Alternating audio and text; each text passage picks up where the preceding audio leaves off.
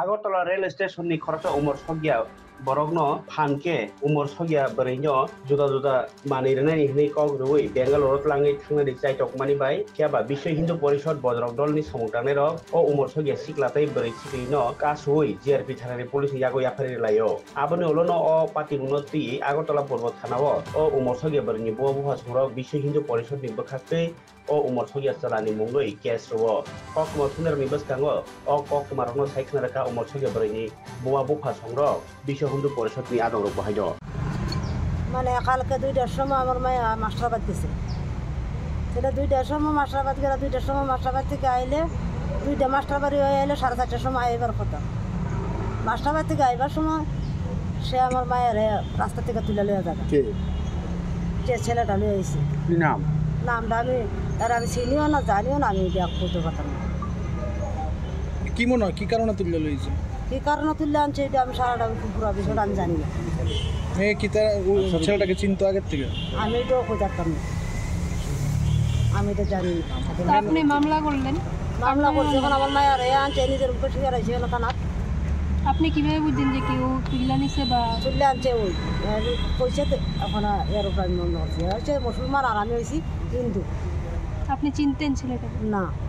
তাহলে সে যে মুসলমান আপনি কিভাবে জানেন এখানে আমরা শুনছি আমরা এই মুসলমান এখন কই আইছেন একটা ভাই কোথায় আরে জি হ্যাঁ জিবি ইন্দ্রনগর কমলাকান্ত ভরা মেয়ের নাম কয়জন আছেন পরিবারে মেয়ের নাম রূপা সরকার বয়স কত 16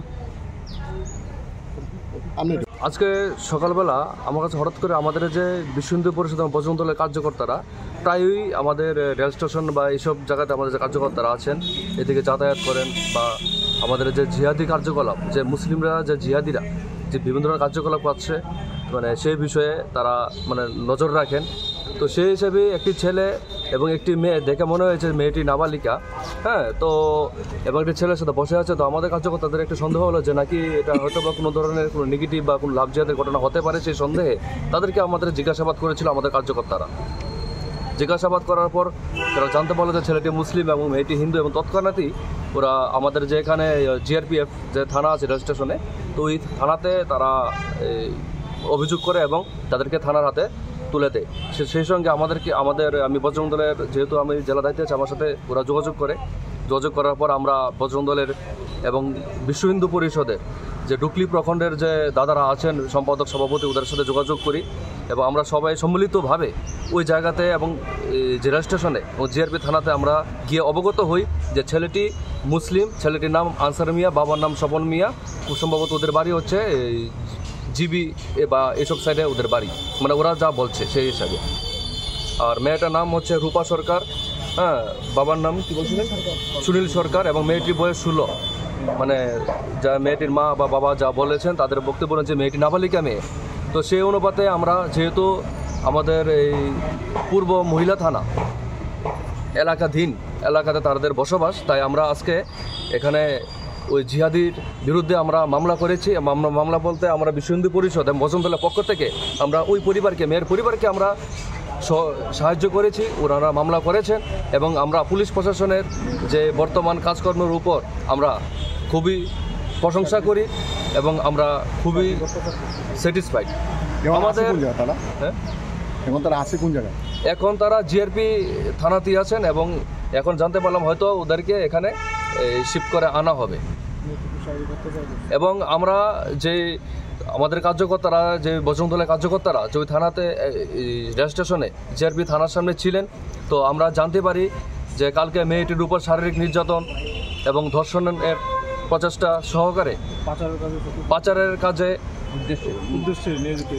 মানে পাচারের উদ্দেশ্যে নিয়ে যাওয়ার জন্য মানে বদ্ধপরিকর ছিল এবং ছেলেটি জানলাম যে হয়তো বা বেঙ্গালুর বলছে যে বেঙ্গালুর নিয়ে যাবে তো আমাদের সন্দেহ বেঙ্গালুর